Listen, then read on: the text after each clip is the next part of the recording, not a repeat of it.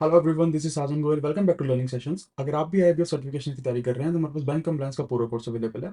इस कोर्स के अंदर आपको कंसेप्चुअल वीडियोस प्रोवाइड कराई जाती है जो हिंदी इंग्लिश लैंग्वेज के मिक्स में होती है। इसके साथ साथ आपको mock test, mega mock test और पीडीएफ नोट्स भी प्रोवाइड करवाए जाते हैं। हमारी क्लासेस को एक्सेस करना बहुत ईजी है। हमारी क्लासेस को एक्सेस करने के लिए अगर आप एक एंड्रॉइड यूजर है तो आप प्ले स्टोर से आईबीएफ लर्निंग सेंटर आप डाउनलोड कर सकते हैं, एंड अगर आप एक आईओएस यूजर है तो आप ऐप स्टोर से माई स्टूडियो ऐप डाउनलोड करके हमारी क्लासेस को इजीली एक्सेस कर सकते हैं।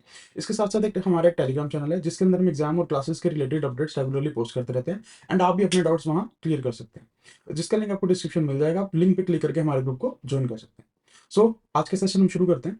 हम पढ़ रहे थे मॉड्यूल बी कंप्लायंस प्रोग्राम।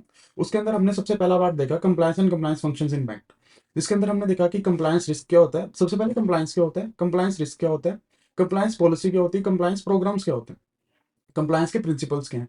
उसके अलावा हमने देखा जो ये कंप्लायंस फंक्शन है इसका स्कोप कितना बड़ा है, एंड द लास्ट में हमने देखा कि जो एक कंप्लायंस ऑफिसर होता है उसका रोल क्या होता है। हमने पार्ट अब ए अपना पूरा करा। अब हम शुरू कर रहे हैं पार्ट बी। पार्ट बी हमने कल दो टॉपिक किए थे। पार्ट बी का नाम है कंप्लायंस गवर्नेंस स्ट्रक्चर, कि जो कंप्लायंस स्ट्रक्चर हम बिल्ड करेंगे एक एंटिटी के अंदर या बैंक के अंदर, उसका स्ट्रक्चर क्या होगा। इसके अंदर सबसे पहले हमने दो चीजें पढ़ी थी। एक हमने डिस्कस किया था ऑर्गेनाइजेशनल स्ट्रक्चर, कि जो गवर्नेंस स्ट्रक्चर होगा उसका ऑर्गेनाइजेशन स्ट्रक्चर क्या होगा। सेकंड, जो बोर्ड और सीनियर मैनेजमेंट है उनकी रिस्पॉन्सिबिलिटीज क्या है। ऑर्गेनाइजेशन स्ट्रक्चर में हमने देखा कि ऑर्गेनाइजेशन स्ट्रक्चर कौन कौन हो सकता है। Board of directors, ACB, MDs, independent compliance departments, compliance function in COs, field offices, FGMOs, ROs and branch offices. ठीक है। उसके बाद हमने देखा कि बोर्ड और सीनियर मैनेजमेंट की रिस्पॉन्सिबिलिटीज क्या है। सबसे पहले हमने बोर्ड ऑफ डायरेक्टर की रिस्पॉन्सिबिलिटी देखी, जो इन क्रक्स ये थी कि कंप्लायंस पॉलिसी बनाना, कुछ इश्यूज आते हैं उनको रिजोल्व करना, और ये इंश्योर करना कि कोई कंफ्लिक्ट ऑफ इंटरेस्ट ना हो। उसके साथ साथ क्वार्टरली और एनुअल बेसिस पे अपनी पॉलिसीज को रिव्यू करना, एंड अगर वो अपना काम खुद नहीं कर पा रहे हैं तो वो अपना काम ऑडिट कमेटी को आगे आउटसोर्स भी कर सकते हैं या डेलीगेट भी कर सकते हैं। उसके अलावा हमने सीनियर मैनेजमेंट की रिस्पॉन्सिबिलिटीज देखी। सीनियर मैनेजमेंट की रिस्पॉन्सिबिलिटीज में सबसे पहली आती है एक तो कंप्लायंस पॉलिसी बनाना। कोई अगर रेमेडी, किसी चीज की रेमेडी करनी है, कुछ ब्रीच हुई है, उसकी रेमेडी डिसिप्लिनरी एक्शन लेना किसका काम है, सीनियर मैनेजमेंट का। उसके अलावा एनुअली रिस्क असेसमेंट करना, बोर्ड मीटिंग्स करना, एसीबी मीटिंग्स करना, उसके अंदर रिपोर्टिंग करना, और रिपोर्ट्स में जो इन केस कुछ इश्यूज है उसको डिस्कस करना। ठीक है। अब हम अपना थर्ड टॉपिक शुरू करने जा रहे हैं। थर्ड टॉपिक का हेडिंग है compliance structure of the corporate office. जो कॉर्पोरेट ऑफिस है, कॉर्पोरेट मतलब ऑफिस मतलब जो हमारा हेड ऑफिस है, वहां का कंप्लायंस स्ट्रक्चर कैसा होना चाहिए। सबसे पहले कंप्लायंस स्ट्रक्चर कैसा होगा। एक कंप्लायंस डिपार्टमेंट बनाओ, उसके अंदर ऑफिसर्स अपॉइंट करो। जो ऑफिसर्स होंगे या तो वो डीजीएम और या हायर लेवल के होने चाहिए, ताकि उनकी बात सुनी जाए और वो अपना काम इजिली कर पाए। जो भी ये कंप्लायंस ऑफिसर होंगे, इनकी इनकी रिस्पॉन्सिबिलिटी होगी कि जो कंप्लायंस कंप्लायंस में इशू आ रहे हैं उनको मैनेज करना, उनको सबसे पहले तो आइडेंटिफाई करना एंड देन उनको मैनेज करना। उसके अलावा जो हमारे कंप्लायंस फंक्शन है, उनके कंप्लायंस फंक्शन के लिए जो हमने स्टाफ अपॉइंट करे हैं उनको सुपरवाइज करना। अगला हम देखते हैं कि जब हम कंप्लायंस फंक्शन करेंगे तो उसके अंदर हमने क्या क्या रिक्वायरमेंट्स देखनी है, क्या क्या चेक करना है, किस चीजों की कंप्लायंस देखनी है। ये हम कल भी डिस्कस कर चुके हैं। एक बार थोड़ी डिटेल में देख लेते हैं। उसमें सबसे पहला आता है मास्टर सर्कुलर और master directions of RBI. RBI time time के ऊपर सर्कुलर्स और डायरेक्शंस इशू करता रहता है for the functioning of bank. हमें उनकी रेगुलेशन, उनकी कंप्लायंस देखनी है। आरबीआई जो गाइडलाइंस इशू करते हैं उनकी कंप्लायंस देखनी है। उसके अलावा जो हमारे ऊपर लॉज, डिफरेंट लॉज एप्लीकेबल है, like banking regulation act, PMLA etcetera, उनकी प्रोविजंस देखनी है कहीं वॉयलेट ना हो रही हो। उसके अलावा बैंक ने खुद को रेगुलेट करने के लिए कुछ इंटरनल गाइडलाइंस बनाई है, तो हमने उनके भी कंप्लायंसेस देखे। तो ये थी रिक्वायरमेंट्स कि हम कंप्लायंस फंक्शन परफॉर्म करते वक्त किन किन चीजों का ध्यान रखेंगे। उसके अलावा अगला हमारे पास टॉपिक निकल के आता है कि जो कंप्लायंस रिस्क है, जब उनको असेस कर रहे हैं तो क्या क्या चीजें हमें अपने माइंड में रखनी। Basis for assessment of compliance risk क्या है, कि जब कंप्लायंस रिस्क को जब हम असेस कर रहे हैं तो क्या क्या चीजें हमें अपने माइंड में रखनी। उसमें सबसे पहले हमारे पास निकल के आता है रेगुलेटरी फोकस। रेगुलेटरी फोकस मतलब जो जो चीजें हैं, जो जो रेगुलेशंस हमारे ऊपर लग रही हैं, हमें उन चीजों पे फोकस करना है, उन उन रेगुलेशंस का ध्यान रखना है। उसके अलावा हम जिन चीजों को रेगुलेट करने की, जिन चीजों को कंप्लाई करने की कोशिश कर रहे हैं, जिन एक्टिविटीज के ऊपर कंप्लायंस करने की कोशिश कर रहे हैं, उनमें देखना है कि इनहेरेंट रिस्क कितना है। इनहेरेंट रिस्क क्या है, हम आगे इसी चैप्टर में पढ़ने वाले हैं। उसके अलावा हमने आइडेंटिफाई कर लिया कि नेचर ऑफ एक्टिविटी क्या है, उसमें कितना रिस्क है, और फिर हम ये देखेंगे कि जो रिस्क का एक्सपोजर है वो बैंक पे कितना है। मतलब अगर सपोज कोई एक्टिविटी है, उसमें रिस्क तो है बट बैंक को उससे ज्यादा इफेक्ट ही नहीं पड़ रहा, तो हमें उस पर इतना ज्यादा प्रोसीजर्स करने की जरूरत ही नहीं पड़ेगी। जो चीजें मटेरियल है, जो चीजों का इफेक्ट बैंक के ऊपर ज्यादा आने वाला है, हम उन चीजों पर ध्यान देंगे। उसके अलावा अगर ये कोई एक्टिविटी है जहाँ पहले भी ब्रीच हो चुकी है, पहले भी नॉन कंप्लायंस हो चुका है, तो देर आर चांसेस कि उनमें दोबारा नॉन कंप्लायंस हो, तो उन पे हम ज्यादा ध्यान देंगे। फिफ्थ पॉइंट इज कि ये हम कल भी डिस्कस करा था कि कंप्लायंस और ऑडिट फंक्शन एक तो इंडिपेंडेंट होने चाहिए और दोनों के फंक्शंस अलग अलग डिफाइन होने चाहिए दोनों, क्योंकि दोनों एक दूसरे से अलग है। ऑडिट फंक्शन अलग है, कंप्लायंस फंक्शन अलग है। ऑडिट फंक्शन के अंदर भी हम चेक करते हैं कि कंप्लायंस फंक्शन है वो एडिक्वेटली परफॉर्म कर पा रहा है या नहीं कर पा रहा है। इसके अंदर जो मेन पॉइंट आता है कि एक तो इंडिपेंडेंट मेंटेन करो, ये इंश्योर करो दोनों के अंदर कोई कंफ्लिक्ट ऑफ इंटरेस्ट नहीं है। उसके अलावा इंडिपेंडेंट रिव्यू होना चाहिए, और जो इन दोनों के फंक्शन है उनमें क्लियर सेपरेशन होनी चाहिए कि और कंप्लायंस फंक्शन क्या करेगा, ऑडिट फंक्शन क्या क्या काम करेगा। ठीक है। उसके अलावा जो स्टाफ है, उसके अंदर प्रॉपर कोऑर्डिनेशन होनी चाहिए। हर फंक्शन के अंदर प्रॉपर कोऑर्डिनेशन होनी चाहिए और प्रॉपर स्टाफ होना चाहिए। प्रॉपर अगर स्टाफ नहीं होगा तो अपना वर्क काम सही तरह से नहीं कर पाओगे। प्रॉपर स्टाफ के अंदर क्या आता है, एक तो वो नंबर उनका एडुकेट होना चाहिए कि सफिशिएंट स्टाफ हो। उसके अलावा वो जो स्टाफ है वो वेल क्वालिफाइड हो।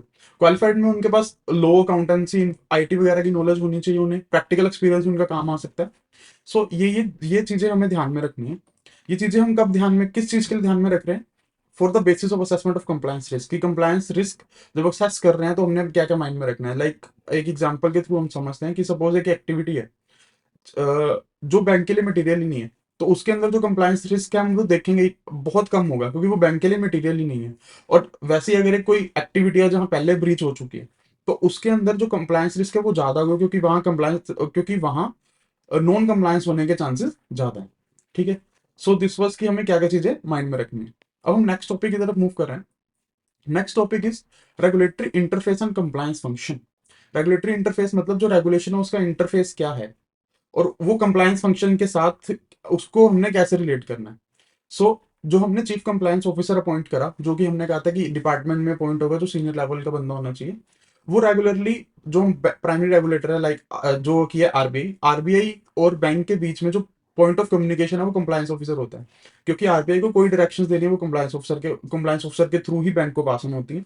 एंड अगर बैंक ऑफिसर को अपनी कोई प्रॉब्लम्स इशू, बैंक की कोई कंप्लायंस के रिलेटेड प्रैक्टिकल कोई ऐसी चीज जो प्रैक्टिकल नहीं है, उसके अगेंस्ट कुछ कंप्लेंट रेज करनी है, तो वो डायरेक्ट आरबीआई को ही करता है। ठीक है।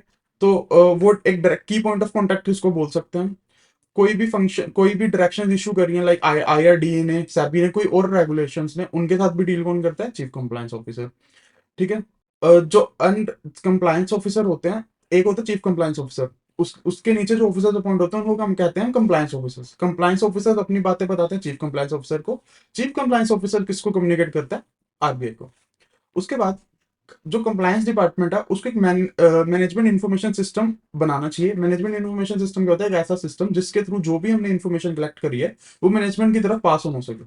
अगर कंप्लायंस डिपार्टमेंट के पास अगर एक एमआईएस, इसको हम शॉर्ट फॉर्म में बोलते हैं, एमआईएस नहीं होगा, तो मैनेजमेंट को नॉन कंप्लायंसेस का या ब्रीचेस का पता ही नहीं लगेगा। अगर मैनेजमेंट को नॉन कंप्लायंसेस और ब्रीचेस का पता ही नहीं है, तो उस पे रेमेडियल एक्शंस नहीं ले सकते।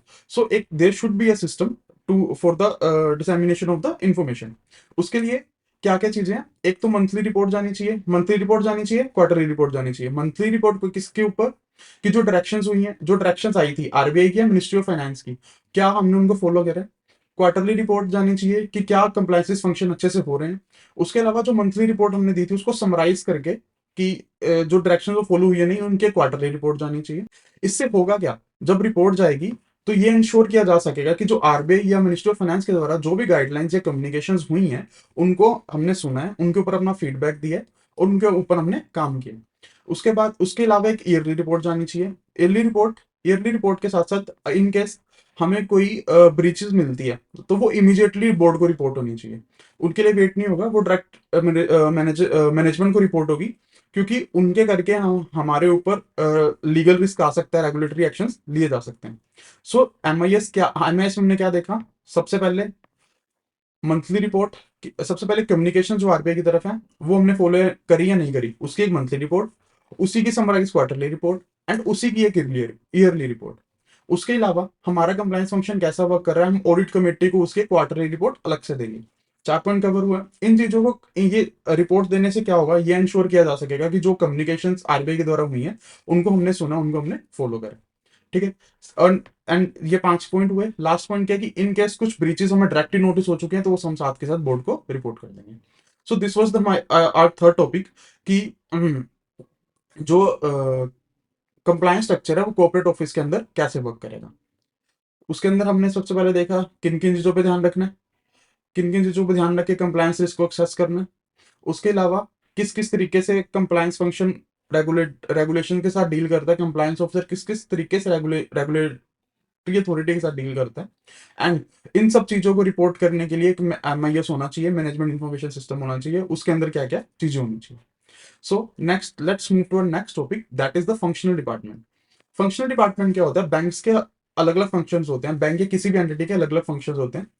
तो हर फंक्शन से डील करने के लिए एक अलग डिपार्टमेंट होता है। लाइक फॉर अगर हम बैंक की एग्जांपल लेते हैं, बैंक के अंदर हम कुछ बैंक के प्रोडक्ट्स लिस्ट करते हैं, like loan, debit card, credit card, accounts and an insurance लगा लो। तो इन पांचों चीजों से डील करने के लिए बैंक के पास पांच अलग अलग डिपार्टमेंट होंगे। हर एक डिपार्टमेंट को कहा जाएगा फंक्शनल डिपार्टमेंट। सो अब हम देखने वाले हैं जो कंप्लायंस फंक्शन है वो फंक्शनल डिपार्टमेंट के अंदर कैसे वर्क करे। सबसे पहले तो हर फंक्शनल डिपार्टमेंट का एक हेड होता है जिसको हम फंक्शनल हेड बोलते हैं। जो फंक्शनल हेड होता है वो अपने अपने फंक्शनल एरिया का कंप्लायंस ऑफिसर होता है, क्योंकि उसने ही अपना डिपार्टमेंट हेड करना है, उसने अपना डिपार्टमेंट रन करना है, तो उसकी रिस्पॉन्सिबिलिटी होती है कि वो ये देखे कि उसके अंदर जो कंप्लायंसेस है वो हो रहे हैं नहीं हो रहे। जो फंक्शनल हेड्स हैं वो कंप्लायंसेस को चेक करते हैं और कंप्लायंस डिपार्टमेंट को रिपोर्ट करते हैं। बट होता क्या है, जो फंक्शनल हेड है उसको पूरा डिपार्टमेंट हेड करना है, तो उसके पास कई बार वो अपना फंक्शन अच्छी तरह से नहीं कर पाता कंप्लायंस फंक्शंस को देखने के लिए। सो उसको एक ऑफिसर जो कि स्केल 4 का होता है वो असिस्ट करता है, जो ये सारी चीजें चेक करता है। उसका काम क्या है कि कंप्लायंस रिस्क को आइडेंटिफाई करना एंड साथ साथ में कंप्लायंस डिपार्टमेंट के साथ कोऑर्डिनेट करना। जो भी उनको रिपोर्टिंग करनी है वो कौन करता है? जो एक ऑफिसर उसके साथ अपॉइंट किया जाता है। हमने जो कोऑर्डिनेटिंग ऑफिसर अपॉइंट किया, जो फंक्शनल हेड को असिस्ट कर रहा था, उसके क्या क्या फंक्शंस हैं। सबसे पहले तो उसको अपने अपने फंक्शंस के अंदर कंप्लायंस इश्यूज कंप्लायंस इश्यूज ढूंढना, ढूंढ के उनकी एक लिस्ट बनानी। लिस्ट बनाने से क्या होगा कि जो कंप्लायंस इश्यू उन पे जल्दी एक्शन लिया जा सकेगा। एक्शन लेने के बाद जो रिपोर्ट बनेगी वो रिपोर्ट करेगा, ताकि जो भी इंट्रोडक्शन है अगर कुछ तो इंट्रोड्यूस करना है इंट्रोड्यूस किया जा सके, कुछ विड्रॉ करना है तो विड्रॉ किया जा सके। इसके बाद क्या होगा, हम जो कंप्लायंसेस हमने किया हम उनको उसकी उसकी रिस्पॉन्सिबिलिटीज क्या है कि वो उस चीज को मॉनिटर करे, ठीक है। एंड होता क्या है कि जो रिपोर्ट्स होती हैं वो एक रिटर्न की फॉर्म में जाती हैं, कुछ स्टैट्यूटरी रिटर्न्स होती है जो बैंक को time time to time file करनी होती है। कंप्लायंस ऑफिसर की ड्यूटी है कि उन सबका रजिस्टर मेंटेन करे। रजिस्टर मेंटेन करने से क्या होगा कि जो भी रेगुलेटरी रिटर्न्स है वो अपने टाइम पे सबमिट हो पाएंगी। कंप्लायंस ऑफिसर की ये भी जिम्मेवारी है कि जब भी बोर्ड मीटिंग्स होती हैं तो उसके अंदर जो भी स्पेसिफिक एजेंडाज है वो इंश्योर करे कि वो एजेंडाज पे रिव्यू हो चुका है। कंप्लायंस जो कोऑर्डिनेटिंग ऑफिसर है उसने ही कंप्लायंस डिपार्टमेंट के साथ कोऑर्डिनेट करना है।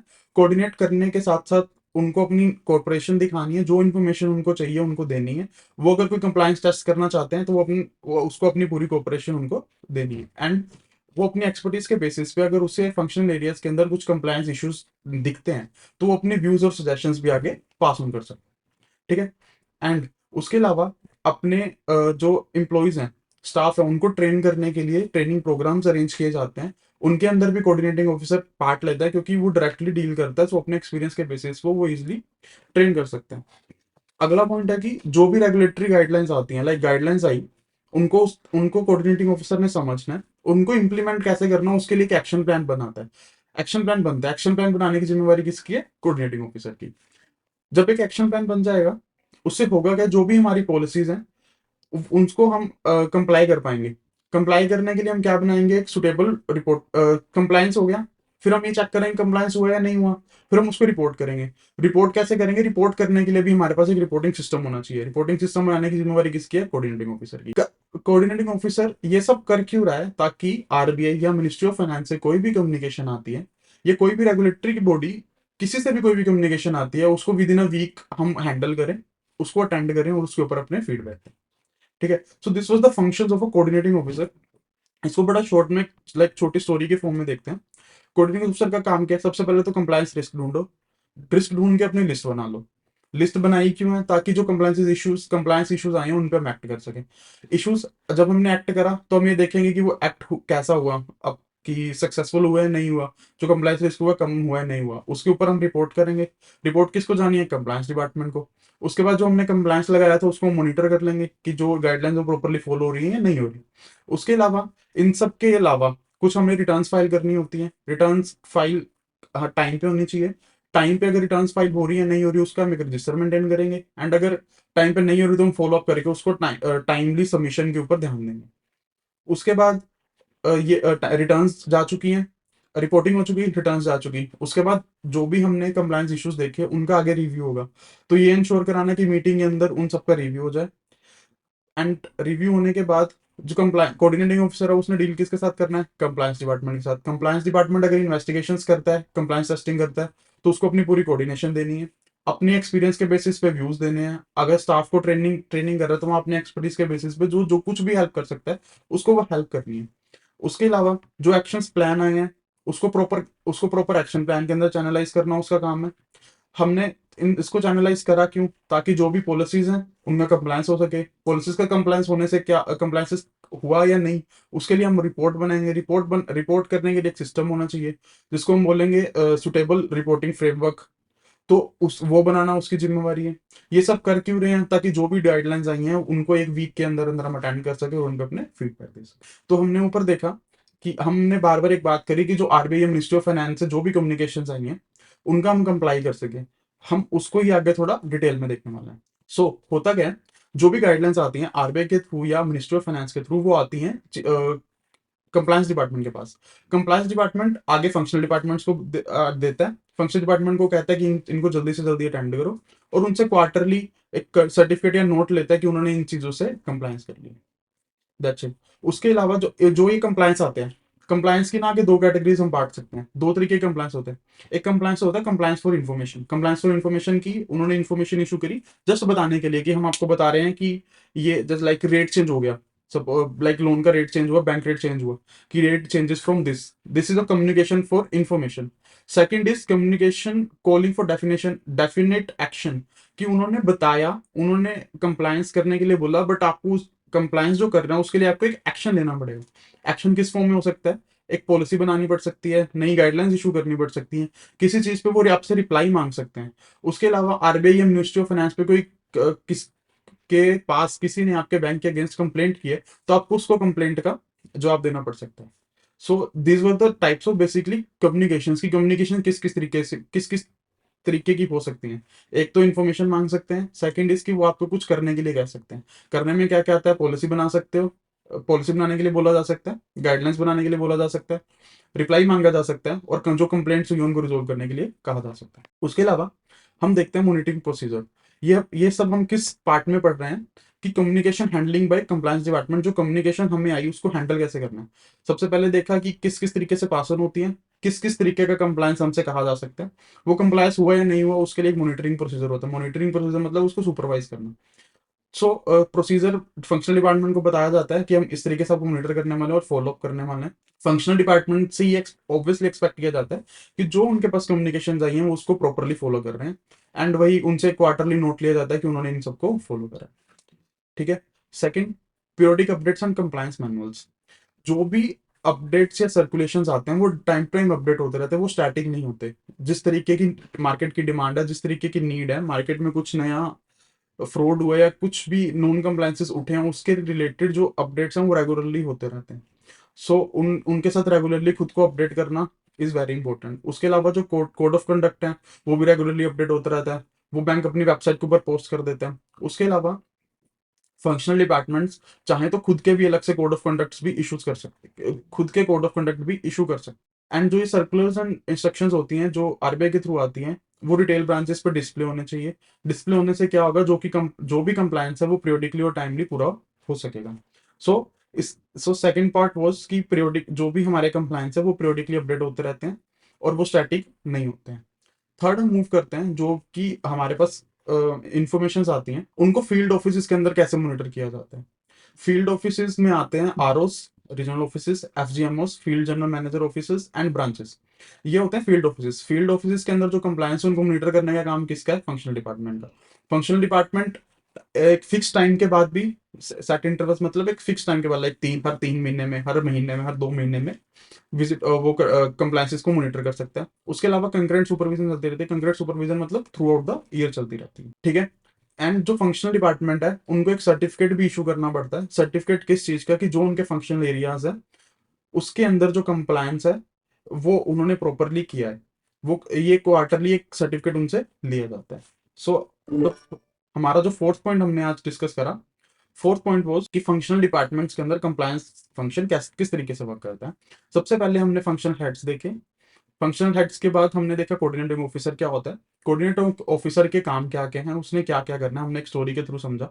एंड उसके अलावा जो हमने इसमें देखा कि आरबीआई और मिनिस्ट्री ऑफ फाइनेंस के की जो कम्युनिकेशन आती है उनको हमने फॉलो करना है, उनको कंप्लाई करना है। कंप्लाई करने के लिए सबसे पहले हमने देखा कंप्लायंस डिपार्टमेंट उन चीज़ों को कैसे हैंडल करता है, किस किस तरीके का कंप्लायंस करने के लिए कहा जा सकता है, जो कंप्लायंस हमें करने के लिए कहा गया है उसको मॉनिटर करने का क्या प्रोसीजर है। जो ये कंप्लायंसेस होते हैं ये पीरियोडिकली अपडेट होते रहते हैं, स्टैटिक नहीं होते हैं। उसके अलावा हमने देखा कि फील्ड ऑफिस के अंदर कंप्लायंसेस को मॉनिटर कैसे किया जाता है, मॉनिटर कौन करता है, फंक्शनल डिपार्टमेंट। एंड लास्ट में हमने देखा कि जो कंप्लायंस डिपार्टमेंट है, जो फंक्शनल हेड्स हैं, उन्हें एक सर्टिफिकेट इशू करना पड़ता है क्वार्टरली बेसिस पे कि जो उनके फंक्शनल एरियाज हैं उनके अंदर जो कंप्लायंस है वो उन्होंने अच्छी तरह से किया। So this was the act functional compliance at functional department. अब हम देखने वाले हैं compliance structure at field levels. Field levels हमने अब ऊपर डिस्कस करे थे। फील्ड लेवल्स क्या होते हैं, ROs, regional office, field general manager office and branches. So field office के अंदर कंप्लायंस स्ट्रक्चर किस तरीके से वर्क करता है हम वो देखने वाले हैं। सबसे पहले हम देख रहे हैं role of branch manager and staff. So branch manager and staff जो है वो रूल्स एंड रेगुलेशंस को कंप्लाई करने की में सबसे प्राइमरी पार्ट प्ले करते हैं। प्राइमरी पार्ट क्यों प्ले करते हैं, क्योंकि जो बैंक के प्रोडक्ट हैं उनको कस्टमर तक पहुंचाने का काम ही किसका है, बैंक मैनेजर और उसके स्टाफ का। ठीक है, सो देर आर बैंक मैनेजर और स्टाफ का। एंड कई देर आर सम इंस्टेंसेस कि कंप्लायंस करते करते कुछ ऐसे इंस्टेंसेस हों कि जो बैंक की फंक्शनिंग के साथ जिनका इंटरेस्ट है वो कन्फ्लिक्ट करे। There could be a chances of potential conflict of interest between managing compliance risk and business development at this level. So जो ब्रांच मैनेजर है उसको ये इंश्योर करना है कि पहले तो ये सीनियर मैनेजमेंट का काम होता है कि कंफ्लिक्ट ऑफ इंटरेस्ट आना ही नहीं चाहिए, बट इन केस वो आ जाता है तो ब्रांच मैनेजर का काम है कि उसको ये इंश्योर कराना कि जो कंफ्लिक्ट ऑफ इंटरेस्ट आया उससे कंप्लायंस फंक्शन रुके ना, वो कंप्लीटली चलता रहे। सो हम ये भी कह सकते हैं जो ब्रांच मैनेजर है वो अपनी ब्रांच का कौन होता है, कंप्लायंस ऑफिसर। सो इसमें हमने ब्रांच मैनेजर के रोल में क्या क्या देखा कि वो एक तो प्राइमरी सोर्स होता है। प्राइमरी सोर्स क्यों होता है, क्योंकि वो सारे प्रोडक्ट्स और सर्विसेज बैंक की डिलीवर करने का काम बैंक मैनेजर और उनका स्टाफ ही करते हैं। देर आर ऐसे चांसेस हो सकते हैं जहां कंप्लायंस रिस्क और बिजनेस डेवलपमेंट के अंदर कंफ्लिक्ट ऑफ इंटरेस्ट आ जाए। जो ब्रांच मैनेजर होता है उसको इंश्योर कराना है कि कंप्लायंस फंक्शन इससे रुके ना, रेगुलरली वर्क करता रहे। तो इन सब फंक्शंस को परफॉर्म करते हुए हम ये कह सकते हैं कि जो ब्रांच मैनेजर होता है वो अपनी ब्रांच का कंप्लायंस ऑफिसर होता है। ठीक है, ये हमने देखा ब्रांच मैनेजर का कंप्लायंस में क्या रोल है। नेक्स्ट हम देख रहे हैं roles in compliance at regional level. Roles in compliance at regional level में हम देखेंगे कि रीजनल लेवल पे कंप्लायंस फंक्शन किस तरीके से परफॉर्म किया जाता है। रीजनल लेवल पे कंप्लायंस परफॉर्म इस तरीके से किया जाता है। रीजनल लेवल पे कुछ हेड्स होते हैं जिनको हम रीजनल हेड्स बोलते हैं। रीजनल हेड्स अपने अपने रीजन के कंप्लायंस ऑफिसर्स होते हैं। हर रीजन के अंदर कुछ डिपार्टमेंट्स होते हैं, डिपार्टमेंट को जो हेड करता है उसे हम डिपार्टमेंट हेड कहते हैं। डिपार्टमेंट हेड की क्या जिम्मेवारी है, वो अपने अपने फंक्शन एरिया में चेक करे कि कंप्लायंस हो रहा है या नहीं हो रहा। इनकेस उसको कोई ब्रीच पता लगती है जिस पर कोई करेक्टिव एक्शन लेना चाहिए, ये करेक्टिव एक्शन जरूरी है, वो किसको बताएगा, अपने अपने रीजनल हेड को या field manager general officer head को। ठीक है, तो रीजनल लेवल पे कंप्लायंस इस तरीके से वर्क करता है। इसके अब हम ये हमने देखा बहुत शॉर्ट में, अब हम थोड़े ब्रॉड एरियाज देख रहे हैं जहां कंप्लायंस फंक्शन आरओ के अंदर वर्क करते हैं। सबसे पहले तो है कि रिपोर्टिंग स्ट्रक्चर। रिपोर्टिंग स्ट्रक्चर में क्या है कि कंप्लायंस स्टेटस के ऊपर रिपोर्ट करना। रिपोर्ट किसको करना है, सेंट्रल ऑफिस को। सेंट्रल ऑफिस ने अपने एक होता है सेंट्रल ऑफिस, उसने आगे अपने रीजनल ऑफिस बांट रखे हैं। रीजनल ऑफिसर ये देखेगा, रीजनल हेड है जो वो ये देखेगा कि उसके रीजनल ऑफिस के अंदर कंप्लायंस हो रहा है या नहीं हो रहा, उसको सेंट्रल ऑफिस में रिपोर्ट करेगा, क्वार्टरली अपडेट करेगा। एंड इन केस कोई ब्रीच होती है तो उसको इमीडिएटली रिपोर्ट करेगा। जो रिपोर्ट होती है वो नॉर्मली डायरेक्ट कैसे होती है, या तो ब्रांच विजिट से हो सकती है या ब्रांच ऑडिट से हो सकती है। ठीक है, नेक्स्ट इज हमारा जो पुराना रीजनल स्ट्रक्चर था उसके अंदर हम ना रिस्क को इतना ध्यान में नहीं रखते थे। तो हम जो नया रीजनल स्ट्रक्चर आया उसने कंप्लायंसेस के ऊपर एम्फोसाइज किया। कंप्लायंसेस को एम्फोसाइज क्यों किया, ताकि जो सिस्टम कंप्लायंसेस को एम्फोसाइज करने से क्या होगा, बैंक इजीली वर्क कर पाएगा, उस पर कंप्लायंस रिस्क कम होगा, कंप्लायंस रिस्क कम होगा, रेपुटेशन रिस्क। हमने जो कल रिस्क पढ़े थे जितने भी तरह के कंप्लायंस रिस्क अगर कम होगा वो सारे रिस्क अपने आप थोड़े थोड़े कम हो जाएंगे।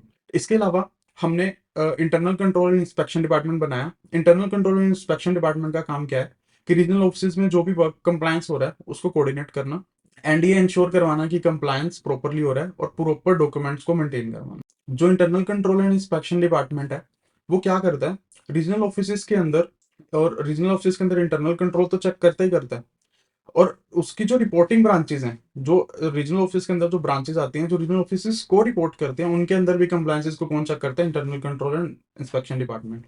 इसके अलावा internal control and inspection department ये इंश्योर करवाता है कि जो भी रिपोर्ट्स हैं वो टाइमली सबमिट हो जाए। ठीक है, अगला हम देखते हैं role of regional office in compliance function for branches. जैसे कि हमने देखा था कि जो रीजनल ऑफिस है, रीजनल ऑफिस का काम क्या है कि वो अपनी ब्रांचेस हैं जो उसको रिपोर्ट करते हैं, उनके अंदर कंप्लायंस फंक्शन को सुपरवाइज करना, उसके साथ कोई प्रॉब्लम आ रही है उनको ट्रबल शूट करवाना और उनको मॉनिटर करना। सो ये हमने देखा कि जो कंप्लायंस फंक्शन है वो रीजनल लेवल पे कैसे वर्क करता है, रीजनल फील्ड लेवल्स पे कैसे वर्क करता है। सबसे पहले हमने देखा कि ब्रांच मैनेजर का रोल, उसके बाद हमने देखा रीजनल मैनेजर का रोल, एंड रीजनल मैनेजर में किस किस तरीके से कहाँ कहाँ किस किस एरियाज के अंदर कंप्लायंस फंक्शन परफॉर्म किया जाता है। नेक्स्ट और लास्ट टॉपिक पे हम आ रहे हैं। सो अब हम देख रहे हैं कि जो इंटरनल कंट्रोल्स हैं उनकी इंपॉर्टेंस क्या है। Internal controls are very important in controlling compliance risk को कंट्रोल करने के लिए इंटरनल कंट्रोल्स बहुत जरूरी हैं। इंटरनल कंट्रोल्स होंगे, कंप्लायंस रिस्क अपने आप ही कम हो जाएगा। रीजन बीइंग जो कंप्लायंस रिस्क होते हैं उनके उन compliance risk act as a safeguard against, safeguard मतलब एक लाइक सिपाही की तरह वर्क करते हैं, किन किसके against, malfunctions, error and fraud. इन चीजों को बचाने के लिए, बचाने में अगर हमारे इंटरनल कंट्रोल्स अच्छे हैं तो ये चीजें अपने आप ही कम हो जाएंगी। ठीक है, उसके अलावा रिस्क को आइडेंटिफाई करना और उनको मिटिगेट करना और उनके एक्सपोजर को कम करना, इन चीजों में भी कौन हमारी हेल्प करता है, इंटरनल कंट्रोल। इंटरनल कंट्रोल हम ये भी इंश्योर करवाता है कि जो बैंक है वो अपने पैरामीटर्स जो बैंक ने अपने लिए बनाए हैं उन पैरामीटर्स के अंदर रहते रहते अपने सारे बिजनेसेस को परफॉर्म करेगा। ठीक है, सो जो इंटरनल कंट्रोल्स है, हम 6 एस्पेक्ट्स ऑफ इंटरनल कंट्रोल्स देखने वाले हैं जिसके अंदर हमें स्पेशल अटेंशन देनी चाहिए with regards to compliance function. उसके अंदर सबसे पहले आता है इंफॉर्मेशन सिस्टम। इंफॉर्मेशन सिस्टम के अंदर आईटी, बेसिकली आईटी के अंदर क्या क्या होता है कि अगर हमारा आईटी के अंदर इंटरनल कंट्रोल अच्छा है तो हमारी जो इंटेग्रिटी है, सिक्योरिटी और प्राइवेसी ऑफ इंफॉर्मेशन है वो मेंटेन रहेगी। उसके लिए हम क्या कर सकते हैं, हम टेस्टिंग प्लान्स बना सकते हैं।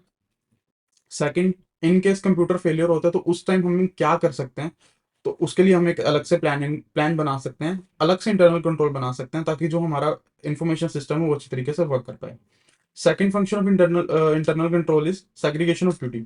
सेग्रीगेशन ऑफ ड्यूटीज में क्या आता है, जो अपने फंक्शन है वो आगे सेग्रीगेट करना, डेलीगेट कर देना। वो चीज प्रॉपरली होना बहुत जरूरी है कि जो बंदा ऑथोराइज है, जो बंदा जिस चीज को करने के लिए क्वालिफाइड है, या जिस चीज को करने के लिए जिस उसके पास एक्सपीरियंस है, उसको उसी चीज की ही ड्यूटी दी जाए। हाँ, it could be limitation in smaller bank क्योंकि वहाँ लोग ही कम है। जब लोग ही कम होते हैं तो आप अपनी ड्यूटीज को सेग्रीगेट कर ही नहीं सकते। ठीक है, और ड्यूटीज को सेग्रीगेट करना इसलिए भी इंपॉर्टेंट है कि अगर एक ही पर्सन सब कुछ काम करता रहेगा तो गलती होने के चांसेस बहुत ज्यादा हैं। तो बट अगर वही काम काफी लोगों में बांट दिया जाएगा तो ज्यादा चेक्स होंगे, तो गलती होने के चांसेस कम हो जाते हैं। But it should be educate कि जो बंदा रिस्पॉन्सिबल है, जो बंदा क्वालिफाइड है, जो बंदा एक्सपीरियंस है, उसको उसी लेवल की ड्यूटी दी जाए ताकि वो उसको इजिली इफेक्टिवली परफॉर्म कर सके।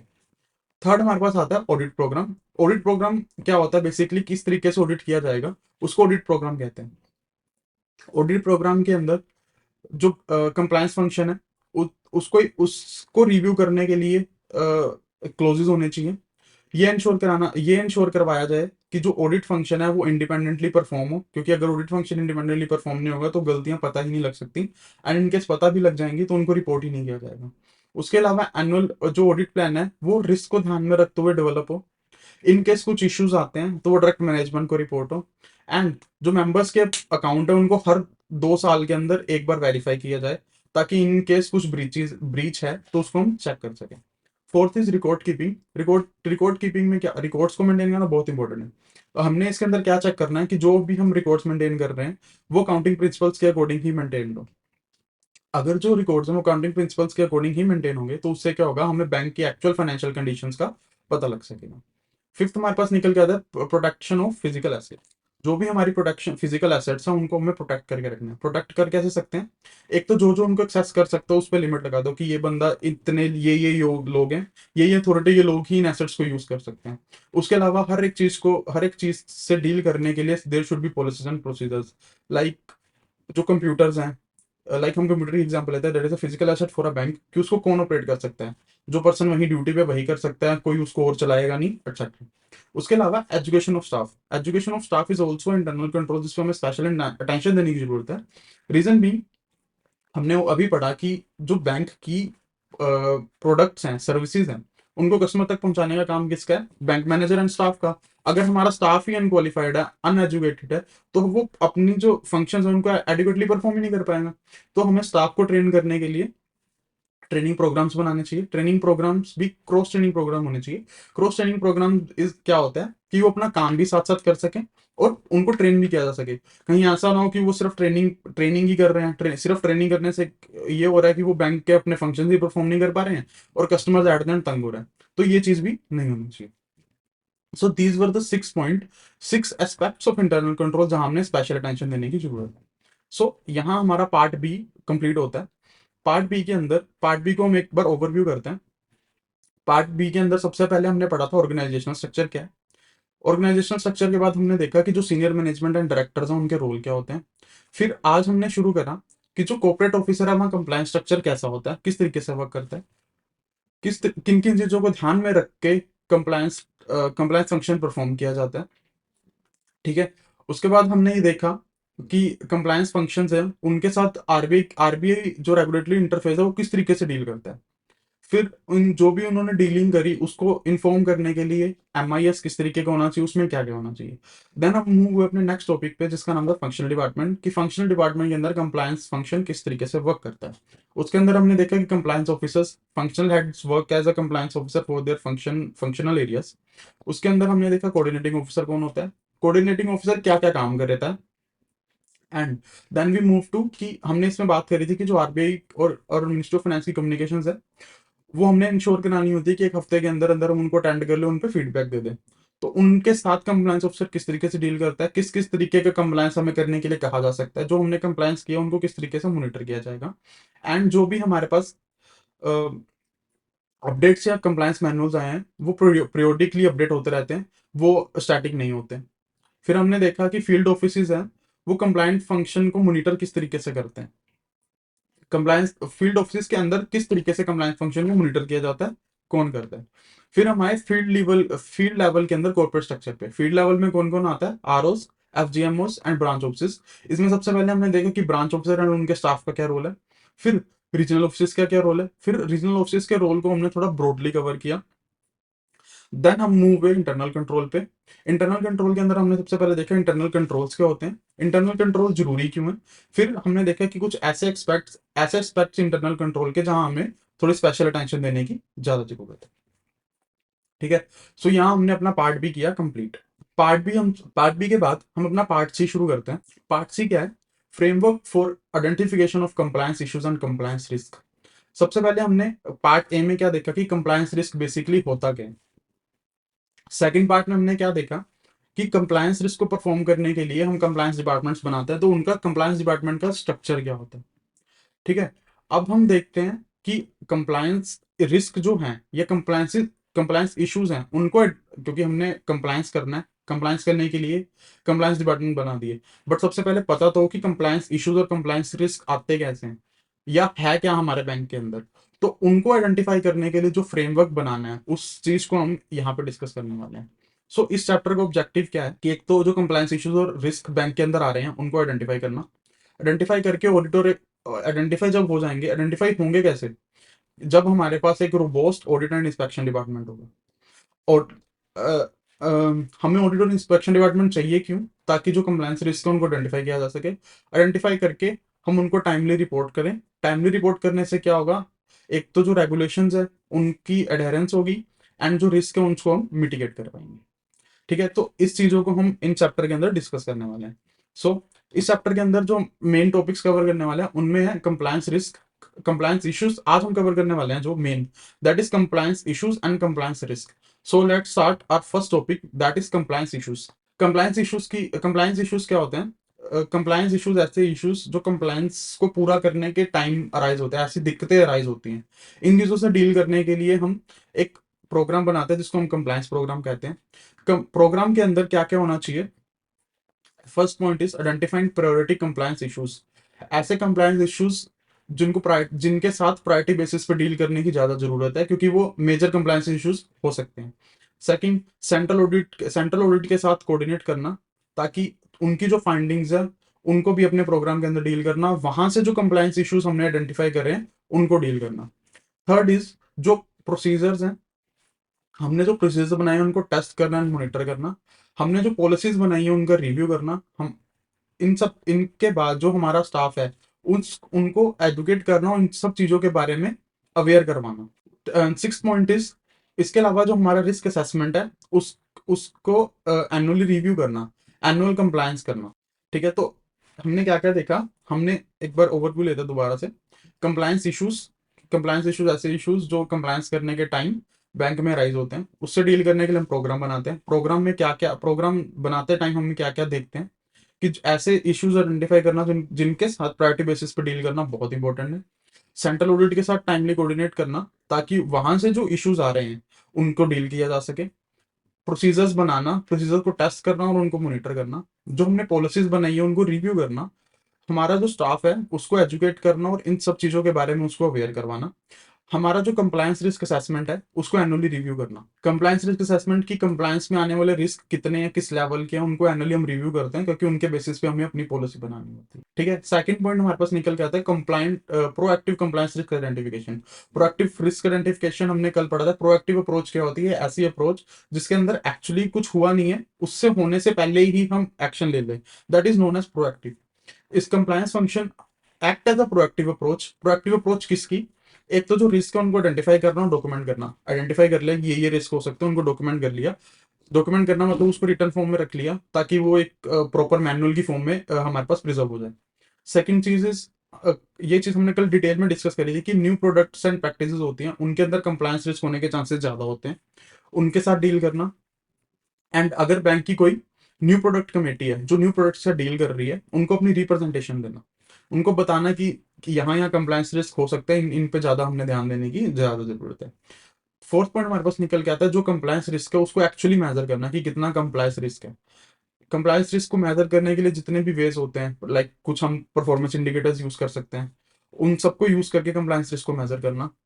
एंड मेजर करने के बाद टेक्नोलॉजी को यूज करना। टेक्नोलॉजी को यूज करने से क्या हो सकता है कि जो कंप्लायंस रिस्क को इजिली डिटेक्ट किया जा सकता है। लाइक कस्टमर कंप्लेंट्स लगा लो, कस्टमर ही कुछ ऐसी कंप्लेंट कर रहा है जिससे हमें कस्टमर कुछ कंप्लेंट कर रहा है, वो कंप्लेंट हमें कंप्लायंस रिस्क की तरफ लेके जा सकते हैं कि अच्छा ये कंप्लेंट अराइज ही इसलिए हुई क्योंकि इस जगह पे नॉन कंप्लायंस हुआ। सो हम वहां से भी अपने कंप्लायंस रिस्क को पता कर सकते हैं। ठीक है, so compliance risk identification is a proactive approach. Proactive approach किसकी? रिस्क को आइडेंटिफाई करके उनको डॉक्यूमेंट करना, जो नए प्रोडक्ट्स लॉन्च करना उनके साथ डील करना, न्यू प्रोडक्ट्स लॉन्च करने के लिए जो अगर न्यू प्रोडक्ट कमेटी बनाई गई है उनको अपनी रिप्रेजेंटेशंस देना, कंप्लायंस रिस्क को मेजर करना। मेजर करने के लिए हम टेक्नोलॉजी को यूज करना। ठीक है, जब भी हम किसी भी प्रोडक्ट के अंदर, किसी भी प्रोसेस के अंदर कंप्लायंसेस को आइडेंटिफाई कर रहे होते हैं, तो हमें क्या क्या चीजें ध्यान में रखनी चाहिए, क्या उन चीजों का बेसिस क्या क्या होनी चाहिए, ये हम डिस्कस कर चुके हैं पहले भी। स्टिल दोबारा, regulatory guidelines, laws and statutes. जो रेगुलेटरी गाइडलाइंस आई हैं, डिफरेंट रेगुलेटर्स ने इशू करी हैं। लॉज एंड स्टैट्यूट्स, जो डिफरेंट लॉज हमारे ऊपर एप्लीकेबल है। सिस्टम एंड इंफॉर्मेशन सिक्योरिटी, जो हमारा सिस्टम है उस सिस्टम के ऊपर, हमारा इंफॉर्मेशन सिस्टम है उसकी सिक्योरिटी को मेंटेन रखना। जो हमने इंटरनल कंट्रोल्स बनाए हैं उन इंटरनल कंट्रोल को कंप्लाई करना। सो this was all about compliance issue. Compliance issue में हमने क्या देखा, कंप्लायंस इशू क्या होता है। Second, compliance issue second compliance issue को डील करने के लिए हम जो प्रोग्राम बनाते हैं उस प्रोग्राम में क्या क्या होता है। थर्ड, जो कंप्लायंस रिस्क हमने आइडेंटिफाई कर लिया वो एक प्रोएक्टिव अप्रोच की तरह वर्क करता है। प्रोएक्टिव अप्रोच किस किस किस किस के लिए होती है वो भी हमने डिस्कस कर लिया। Let's move to next point, that is compliance risk. Compliance risk की डेफिनेशन हमने कल पढ़ी थी, वही बेसल कमेटी ने जो दी है कि ऐसा नॉन कंप्लायंस के करके जो हमारे ऊपर लीगल या रेगुलेटरी सैंक्शन लग सकते हैं, फाइनेंशियल हो सकता है, लॉस ऑफ रेपुटेशन हो सकती है, that is known as the compliance risk. So compliance risk को आइडेंटिफाई करना बहुत जरूरी है। कंप्लायंस रिस्क एक्चुअली है कितना, वो काफी काफी चीजों पे बेस होता है। वो चीजें कौन कौन सी है? एक तो रेगुलेटरी फोकस, कि हमारे ऊपर रेगुलेशंस कितनी लग रही हैं। Customer service aspect, customer service को भी ध्यान रखा जाता है जब कंप्लायंस रिस्क को आइडेंटिफाई किया जा सकता है। कंट्रोल एस्पेक्ट, कि कितना कंट्रोल लगाने की जरूरत है, कितना कंट्रोल उस पर एक्चुअली पहले से ही है। अगर उस चीज पे पहले से ज्यादा कंट्रोल है तो उसमें कंप्लायंस रिस्क कम है, एंड वहीं अगर उस पर कंट्रोल कम है तो कंप्लायंस रिस्क उसमें ज्यादा है। थर्ड, नेचर ऑफ एक्टिविटी, कि उसके अंदर इनहेरेंट रिस्क है या नहीं है। अगर इनहेरेंट रिस्क हमें मिल जाता है तो बैंक का उसका एक्सपोजर कितना है, बैंक के लिए वो चीज मटेरियल है या नहीं है। सिक्स, अगर मैं वो बैंक के लिए मटेरियल नहीं भी है बट उसके अंदर पहले भी ब्रीचेस हो चुकी हैं तो उसमें कंप्लायंस रिस्क ज्यादा है। थर्ड, कुछ ऐसी चीज अगर नॉन कंप्लायंस में उसकी पेनल्टी बहुत ज्यादा है। कुछ अगर एक सपोज एक हम दो चीजें लेते हैं, breach number one, breach number two. अगर हमने ये ब्रीच, इस कंप्लायंस की ब्रीच करी तो हमें फाइन लगने वाला है 5 लाख, ठीक है। इसकी ब्रीच करी तो हमें फाइन लगने वाला है 50 लाख। तो ऑब्वियसली जिस, अगर हमें पेनल्टी ज्यादा लगने वाली है तो वो हमारे लिए कंप्लायंस रिस्क ज्यादा बड़ा है, क्योंकि उससे जो फाइनेंशियल लॉस है वो हमें ज्यादा होने वाला है। तो उस चीज का भी हमने ध्यान रखना है। अगला पॉइंट हमारे पास निकल के आता है न्यू प्रोडक्ट कंप्लायंस। कोई भी अगर हम न्यू प्रोडक्ट लॉन्च कर रहे हैं तो उसके अंदर कंप्लायंस रिस्क ज्यादा होता है। तो उसके लिए हमें पहले ये देखना है कि जो न्यू प्रोडक्ट है वो न्यू प्रोडक्ट अप्रूवल कमेटी से अप्रूव हो। अप्रूव होने से क्या होगा, जो सिस्टमेटिक रिस्क है उनको पहले आइडेंटिफाई किया जाएगा। जब रिस्क आइडेंटिफाई हो गया तो हम उस पर प्रोएक्टिव अप्रोच लगा के प्रोएक्टिव मेजर्स ले लेंगे, ताकि रिस्क जो नॉन कंप्लायंस है उसको होने से पहले ही हमने उससे डील कर, ठीक है। थर्ड हमारे पास पॉइंट निकल के आता है कि जो हमारा रेगुलेटरी एंगेजमेंट है, regulatory engagement and staff empowerment. Regulator है जो हमारा आरबीआई, उसके साथ टाइम टू टाइम पे मीटिंग्स करना, टाइम टू टाइम अपनी बातें, इंफॉर्मेशन पास ऑन करना, शेयर करना, एंड अपने स्टाफ को एम्पावर करना। स्टाफ को एम्पावर करने का मतलब है एक तो उन्हें प्रॉपर इंफॉर्मेशन प्रोवाइड करना, कि वो अपने, ताकि वो इंफॉर्मेशन प्रोवाइड करने से क्या होगा, वो अपने रिव्यूज और इन्वेस्टिगेशंस को कर पाएंगे। एंड इन केस कहीं कंप्लायंस फेलियर होगा तो हम उनको अकाउंटेबल भी ठहरा पाएंगे, कि हमने तुझे इन्फॉर्मेशन दी थी, सब दिया था, तूने रिव्यू भी करा, इंस्पेक्शन भी करा, बट स्टिल नॉन कंप्लायंस हो तो who is accountable for that, हम उस ऑफिसर को भी डिटेक्ट कर पाएंगे। उसके अलावा हम ये भी कर सकते हैं स्टाफ एम्पावरमेंट के लिए, कि जो कंप्लायंस रिकॉर्ड है, कि किन किन चीजों में कितना कंप्लायंस हुआ नहीं हुआ, उसको हम अप्रेजल बेसिस से लिंक कर दें, कि अगर एक पर्सन कंप्लायंस फंक्शन अच्छी तरह से परफॉर्म करता है तो he can get a higher salary. इससे क्या होगा, स्टाफ अपना काम अच्छे से करना शुरू कर दे। सो अगला हम देख रहे हैं जो कंप्लायंस मैनेजमेंट है उसके प्रिंसिपल्स क्या हैं।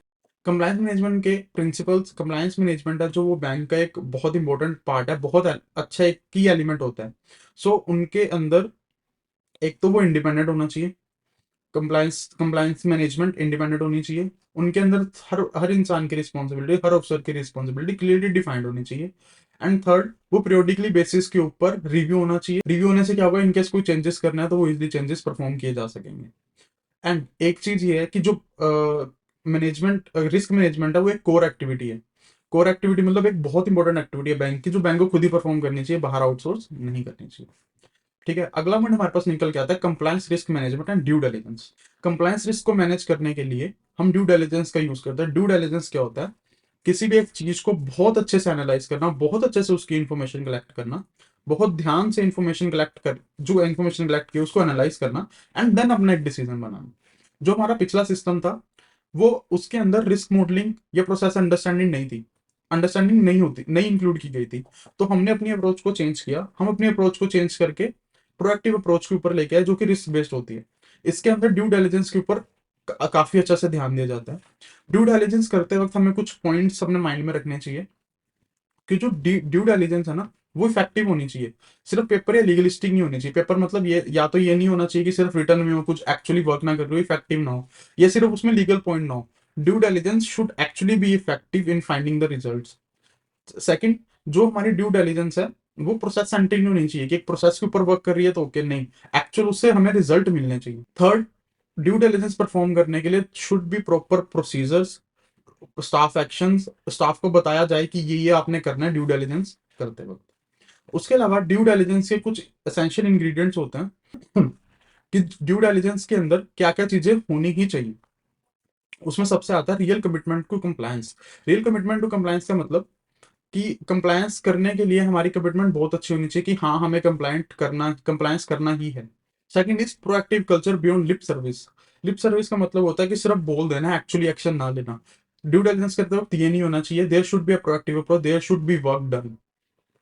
थर्ड हमारे पास पॉइंट निकल के आता है एंड इफेक्टिव एनफोर्समेंट होनी चाहिए। इफेक्टिव एनफोर्समेंट भी कंसिस्टेंट होनी चाहिए। कंसिस्टेंट मतलब रेगुलरली परफॉर्म होती रहे, रेगुलरली परफॉर्म करने के लिए there should be a discipline investigations, and in case वो नहीं हो रही है तो उसके लिए करेक्टिव एक्शंस या करेक्टिव प्लान भी हमारे पास होना चाहिए।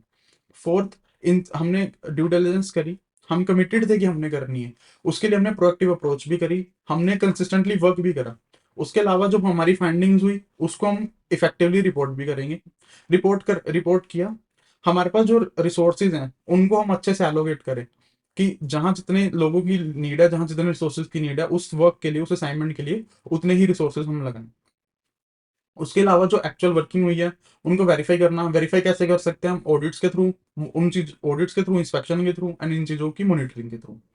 ठीक है। उसके अलावा जो भी बिजनेस की रिक्वायरमेंट्स है उनको असेस करना और उनको आइडेंटिफाई करना।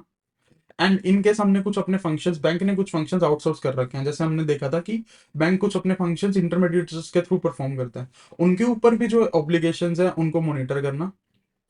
बैंक अपना रिस्क एक्सपोजर है उसको अच्छे से, उन बैंक को अपना रिस्क एक्सपोजर अच्छे से आइडेंटिफाई करना एंड उसको एनालाइज करना, एंड जो लेवल ऑफ कंप्लायंस है उसको मेजर मेजर करना और असेस करना कि वो एक्चुअली परफॉर्म हो पा रहा है या नहीं पा रहा। ये सब किसके अंदर आता है? ड्यू डिलिजेंस के अंदर। सो this was about the due diligence. Due diligence क्या? किसी भी चीज को बहुत अच्छे से एनालाइज करना, बहुत अच्छे से देखना। पिछला जो हमारा रिस्क मैनेजमेंट जो कंप्लायंस फंक्शन था उसके अंदर ड्यू डिलिजेंस कितनी इंपॉर्टेंस नहीं थी, तो हमने अपनी अप्रोच को चेंज करा, ड्यू डिलिजेंस लेके आए। ड्यू डिलिजेंस देख लाने के लिए हमें क्या क्या चीजें माइंड में रखनी चाहिए? कि वो इफेक्टिव होना चाहिए, रिजल्ट ओरिएंटेड होना चाहिए, और there should be procedures in place. उसके अलावा कुछ ऐसी चीजें जो ड्यू डिलिजेंस में होनी, ड्यू डिलिजेंस करते वक्त होनी ही चाहिए, कि एक तो कमिटमेंट, कि एक्चुअली हम करना चाहते हैं, हमारी अप्रोच प्रोएक्टिव हो, सिर्फ हम बोल लेना, एक्चुअली वर्क करें, वर्क भी करें, कंसिस्टेंटली वर्क करें, जो हमने वर्क करा उसको पूरी वर्किंग्स एंड इफेक्टिवली उसको रिपोर्ट करें। रिपोर्ट करते वक्त हमने जब भी अपना फंक्शन परफॉर्म करा, जो भी हमारे पास रिसोर्सेज है हमने उनको अच्छे से एलोकेट करना। उसके बाद जो हमने एक्चुअल वर्किंग करी उनको ऑडिट एंड इंस्पेक्शन के थ्रू मॉनिटर करना है, वेरीफाई करना है। हर एक बिजनेस में कितनी रिक्वायरमेंट्स उसको आइडेंटिफाई करना और उसको एक्सेस करना। बैंक का रिस्क एक्सपोजर कितना है उसको आइडेंटिफाई करना। बैंक का जो कंप्लायंस है, लेवल ऑफ कंप्लायंस है, उसको मेजर करना कि कितना लेवल ऑफ कंप्लायंस हुआ है और उसको असेस करना। एंड अगर हमने अपना कोई काम आउटसोर्स करा है तो उसके अंदर जो ऑब्लिगेशंस है वो भी चेक करना है कि जो एस्टेब्लिश स्टैंडर्ड्स हैं वो उसके अकॉर्डिंग ही परफॉर्म हो रही है। सो this was about the due diligence. अब हम इस पूरे फंक्शन को, पूरा फंक्शन हमारे पास कौन सा, जो हमारा पूरा सेकंड पॉइंट है कि कंप्लायंस रिस्क है, कंप्लायंस रिस्क फंक्शन को हम किस तरीके से समराइज कर सकते हैं, हम वो देखते हैं। ठीक है। पहला is proactive compliance risk identification, कि होने से पहले ही उनको असेस कर लेना, आइडेंटिफाई कर लेना। इसके अंदर क्या है? रिस्क को आइडेंटिफाई करना, डॉक्यूमेंट करना और असेस करना। जो न्यू प्रोडक्ट्स हैं उन पे स्पेशल फोकस करना। हमारी जो इंटेग्रिटी और रेपुटेशन है उसको मेंटेन करने के लिए एडवाइसेस इशू करना, एडवाइसेस देना, कमिटीज को असिस्ट करना, अपनी एक्सपीरियंस के बेसिस पे बताना। Third is internal audit compliance leadership. Compliance function अगर अच्छे से परफॉर्म होगा तो इंटरनल ऑडिट भी अपना इजिली वर्क कर पाएगा। Third, investigation of ethical issue. अगर कोई एथिकल इशू बैंक के अंदर उठता है, एथिकल इशू कुछ भी हो सकता है, like corruption, money laundering, terrorist financing, कुछ भी हो सकता है, उनके साथ डील करने के लिए कंप्लायंस फंक्शन हेल्प करता है। फिफ्थ हमारे पास निकल के आता है measurement and enhancement of compliance risk. जो कंप्लायंस फंक्शन के अंदर हम क्या करते हैं, कंप्लायंस रिस्क को मेजर करने के लिए हम अपने वेज ढूंढते हैं। कंप्लायंस रिस्क को मेजर करके हम उनको असेस करते हैं कि कितना रिस्क है, और उसके बेसिस पे हम अपनी स्ट्रेटेजीज को परफॉर्म करते हैं, स्ट्रेटेजीज को बनाते हैं। ठीक है। उसके बाद इस regulatory framework evaluation. Compliance function का एक ये भी पार्ट होता है कि जो बैंक के रेगुलेटरी फ्रेमवर्क है उसको इवैल्यूएट करना। इवैल्यूएट करना मतलब उसके अंदर अगर कुछ खामियां, वो खामियों को बताना, और इन केस उनको चेंज करने की जरूरत है तो प्रॉपर अमेंडमेंट्स करना, नेसेसरी अमेंडमेंट्स को परफॉर्म करना। Seventh, code of conduct compliance. Compliance function के अंदर जो बैंक का कोड ऑफ कंडक्ट है उसको उसको कंप्लाई करना बहुत जरूरी है। कंप्लाई करना क्यों जरूरी होता है? क्योंकि कोड ऑफ कंडक्ट के अंदर कुछ एथिकल स्टैंडर्ड्स मेंशन किए होते हैं कि किन एथिकल स्टैंडर्ड्स के अंदर bank should perform it's functions. तो ये इंश्योर कराना कि जो बैंक अपना जो फंक्शन है वो इन एथिकल स्टैंडर्ड्स के अंदर रहते रहते ही परफॉर्म कर रहा है। अगला हमारे पास निकल के आता है एनुअल कंप्लायंस प्रोग्राम ओवरसाइट, कि जो हमारा कंप्लायंस प्रोग्राम है उसको एनुअली रिव्यू करना। एनुअली रिव्यू करने से वही कि अगर इनकेस कुछ चेंजेस हैं उसको कर सके, और रिस्क मैनेजमेंट के साथ कोऑर्डिनेट करना ताकि कुछ भी चेंजेस, कुछ भी इनकेस अमेंडमेंट्स की जरूरत है उनको किया जा सके। कंप्लायंस फंक्शन का एक ये भी फंक्शन है कि इन सब चीज़ों को रिपोर्ट करना कि क्यों क्या हमारी फाइंडिंग्स थी, फाइंडिंग्स के बेसिस पे क्या किया, क्या करेक्टिव एक्शंस की जरूरत है, अगर इनकेस कहीं किसी को ट्रेनिंग देने की जरूरत थी क्या हमने उनको ट्रेनिंग दी या नहीं। सो कंप्लायंस फंक्शन को अगर हम समराइज करें, कंप्लायंस फंक्शन को किन किन पॉइंट्स में समराइज किया जा सकता है। Proactive compliance risk identification, compliance risk होने से पहले उनको आइडेंटिफाई करके उनको प्रोएक्टिव अप्रोच के थ्रू वर्क करना। इंटेग्रिटी एंड रेपुटेशन को मेंटेन करने के लिए एडवाइसेस देना। इंटरनल ऑडिट और कंप्लायंस के अंदर हेल्प करना। इन्वेस्टिगेशन एंड एथिकल इश्यूज के अंदर डील करना, को मिटिगेट करना, ठीक है। एंड जो कंप्लायंस रिस्क आ रहा है उसको मेजर करना और उसको एनहांस करना। थर्ड, जो हमारा रेगुलेटरी फ्रेमवर्क है उसको इवेल्युएट करना, हमारा जो कोड ऑफ कंडक्ट है उसके साथ कंप्लाई करना। एंड जो हमारा प्रोग्राम है उसको एनुअली ओवरसाइट करना और इन सब के ऊपर रिपोर्ट करना। ठीक है। एट्थ पॉइंट हमारे एक हम नया टॉपिक कर रहे हैं। एक टॉपिक जो निकल के आता है उसका नाम है operational risk control. Operational risk हमने पढ़ा था, हम पहले पढ़ चुके हैं, बट फर्स्ट मॉड्यूल ए के अंदर हमने ये पढ़ा था, और बट हम दोबारा डिस्कस कर लेते हैं। ऑपरेशनल रिस्क क्या होता है? जो बैंक की इंटरनल प्रोसेसेस हैं, इंटरनल पीपल हैं, इंटरनल सिस्टम है, या कुछ एक्सटर्नल ऐसे वर्क्स जिनके करके बैंक अपने प्रमोशन ऑपरेशन अच्छे से परफॉर्म नहीं कर पाता, और उनके करके जो बैंक को लॉस होता है उसको रिस्क ऑफ लॉस, उसको ऑपरेशनल रिस्क बोलते हैं। जो रिस्क हो सकता है उसको ऑपरेशनल रिस्क बोल सकते हैं। इसके अंदर लीगल रिस्क भी आता है, बट स्ट्रेटेजिक और रेपुटेशनल रिस्क ऑपरेशनल रिस्क का पार्ट नहीं होते। ठीक है। ऑपरेशनल रिस्क के दो सोर्सेज हो सकते हैं, एक्सटर्नल इवेंट्स और एक्सटर्नल इवेंट्स। एक्सटर्नल इवेंट्स और इंटरनल इवेंट्स। एक्सटर्नल इवेंट्स मतलब सपोज पावर फेलियर हो गया, फ्लड आ गया, अर्थक्वेक्स आ गए, बैंक अपना वर्क ही नहीं कर सकता। इंटरनल फेलियर मतलब जो बैंक के कंट्रोल के अंदर है, जो बैंक के सिस्टम कह रहे थे कि उसके सिस्टम नहीं वर्क कर रहे, लोग टाइम पे काम पे नहीं आ रहे, स्टाफ ही नहीं अवेलेबल होता जब काम करना होता है, एक्सेट्रा। ठीक है। Human resource and operational risk. HR और ऑपरेशनल रिस्क आपस में बहुत अच्छे से लिंक्ड है, क्योंकि इंप्लॉइज ने ऑपरेशंस करने हैं, अगर इंप्लॉइज ही सही तरह से काम नहीं करेंगे तो there will be operational risk. ठीक है। एचआर के साथ ऑपरेशनल रिस्क क्या क्या हो सकते हैं? एक तो इंप्लॉइज अपना काम करें नेग्लिजेंस के थ्रू, उनको प्रॉपर ट्रेनिंग ना मिल रही हो, वो अपना काम जान करके गलत कर रहे हो, वो हो सकता है स्टाफ कोई फ्रॉड कर रहा हो। इनको पहचानने के इंडिकेटर्स क्या क्या हैं कि जिससे हमें पता लग सकता है कि there is operational risk with respect to HR management. So उसके अंदर आता है एक तो कम्युनिकेशन फेलियर, कि कम्युनिकेट ही नहीं कर पाते, मोरल लो है, स्टाफ टर्नओवर बहुत ज्यादा है। स्टाफ टर्नओवर क्या होता है कि स्टाफ अपनी जॉब जल्दी जल्दी चेंज कर रहा है, जल्दी जल्दी लोग, कि थोड़ा मतलब लॉन्ग टर्म के लिए बंदा रुक नहीं रहा है, स्टाफ रुक नहीं रहा है, वो जॉब अपनी चेंज कर रहे हैं। जॉब अपनी चेंज क्यों करते हैं? जब हमें अपने पिछले वर्क से कुछ दिक्कत होती है तो हमें ये पता लग सकता है कि हाँ ऑपरेशनल रिस्क है। इस ऑपरेशनल रिस्क को मैनेज मैनेज करने के लिए हमें इन्फॉर्मेशन की जरूरत है। वो इन्फॉर्मेशन हमें कहाँ कहाँ से मिल सकती है? इन्फॉर्मेशन या तो हमें रिस्क रिपोर्ट से मिल सकती है, risk and risk control profile से मिल सकती है, ऑपरेशनल रिस्क इंसिडेंट से पता लग सकता है, की रिस्क इंडिकेटर से पता लग सकता है, and regulatory and economical capital reporting के जो रूल्स हैं हम वहां से भी इंफॉर्मेशन लेकर ऑपरेशनल रिस्क को मैनेज कर सकते हैं। ठीक है। अब हमें पता कैसे लगे कि जो ऑपरेशनल रिस्क है वो हमारे एंटिटी के अंदर बहुत बढ़ चुका है?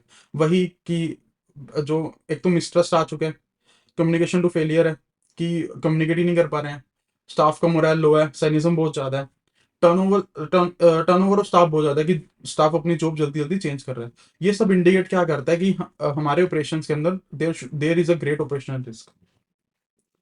बट हम ऑपरेशनल रिस्क को कंप्लायंस के साथ पढ़ क्यों रहे हैं?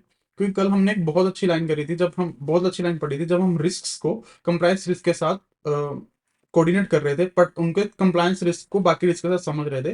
तो हमने एक लाइन पढ़ी थी, compliance risk is operational risk becoming alive, कि ऑपरेशनल रिस्क जब अलाइव हो जाता है that is the compliance risk.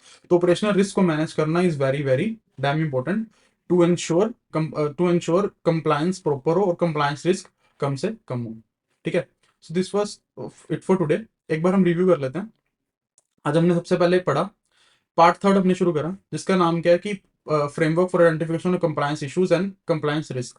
इसके अंदर सबसे पहले हमने देखा कंप्लायंस इश्यूज को डील करने के लिए जो हम फ्रेमवर्क बनाते हैं, उस प्रोग्राम बनाते हैं, उसके अंदर क्या क्या चीजें होनी चाहिए। फिर हमने देखा कि जो हमारा प्रोग्राम है वो एक प्रोएक्टिव अप्रोच किस तरीके से और किन किन चीजों के रिस्पेक्ट में होती है, कैसे कैसे किया जा सकता है। उसके बाद हम मूव हुए कंप्लायंस रिस्क पे। सबसे पहले हमने डेफिनेशन डिस्कस करी, फिर हमने देखा कि जब आइडेंटिफाई कर रहे हैं तो क्या क्या चीजें हमें ध्यान में रखनी है, फिर अगर न्यू प्रोडक्ट्स हैं उनके साथ कैसे डील करना है, अपने स्टाफ को कैसे एम्पावर करना है। जो हमारे कंप्लायंस मैनेजमेंट है, उनके क्या क्या प्रिंसिपल्स हैं। प्रिंसिपल्स में मेन क्या क्या था, इंडिपेंडेंट होने चाहिए, रिस्पॉन्सिबिलिटी क्लियरली डिफाइंड होनी चाहिए, और जो रिव्यू है वो पीरियडिक होता रहना चाहिए। उसके अलावा हमने ये देखा कि हमने ड्यू डिलिजेंस को कैसे इनकॉर्पोरेट किया रिस्क मैनेजमेंट के अंदर। ड्यू डिलिजेंस के अंदर सबसे पहले हमने देखा कि ड्यू डिलिजेंस प्रूव करने के लिए क्या क्या क्रिटिकल पॉइंट्स हैं। उसके अलावा ड्यू डिलिजेंस परफॉर्म करते वक्त क्या क्या चीज़ें होनी ही चाहिए ताकि ड्यू डिलिजेंस बहुत अच्छे से परफॉर्म की जा सके। फिर हमने पूरे फंक्शन को अच्छे से समराइज करा। समराइज करने के लिए हमने कुछ पॉइंट्स देखे। सबसे पहला जिसमें था कि वे प्रोएक्टिव अप्रोच है। प्रोएक्टिव अप्रोच है, एंड हम अपनी इंटेग्रिटी और रेपुटेशन मेंटेन करने के लिए एडवाइसेस प्रोवाइड करते हैं, इंटरनल ऑडिट में हेल्प करते हैं, एथिकल इश्यूज के साथ डील करते हैं, कंप्लायंस रिस्क को मेजर करके एनहांस करते हैं, रेगुलेटरी फ्रेमवर्क को इवेल्युएट करते हैं, कुछ उसकी खामियां होती हैं, कुछ अमेंडमेंट की जरूरत है तो वो करवाते हैं, कोड ऑफ कंडक्ट का कंप्लायंस करवाते हैं। जो हमारा कंप्लायंस प्रोग्राम है उसकी एनुअल ओवरसाइट होती है। सब करने के बाद इन सब की क्या होती है, रिपोर्टिंग। फिर हमने पढ़ा ऑपरेशनल रिस्क। ऑपरेशनल रिस्क में हमने देखा ऑपरेशनल रिस्क होता है क्या है, किस किस तरीके से हो सकता है। Operational risk with respect to हमने एचआर मैनेजमेंट देखा कि इम्प्लॉयज के साथ, employees with respect to employees operational risk क्या क्या होता है, उनको किस तरीके से, उनके इंडिकेटर्स क्या हैं, और इन रिस्क ऑपरेशन रिस्क को मैनेज करने के लिए हमें जो इन्फॉर्मेशन रिक्वायरमेंट है वो अपनी इन्फॉर्मेशन हम कहाँ से ले सकते हैं। So that's it for today. अगर आपको कोई डाउट है please free feel to ask. आज के लिए इतने, बाय बाय।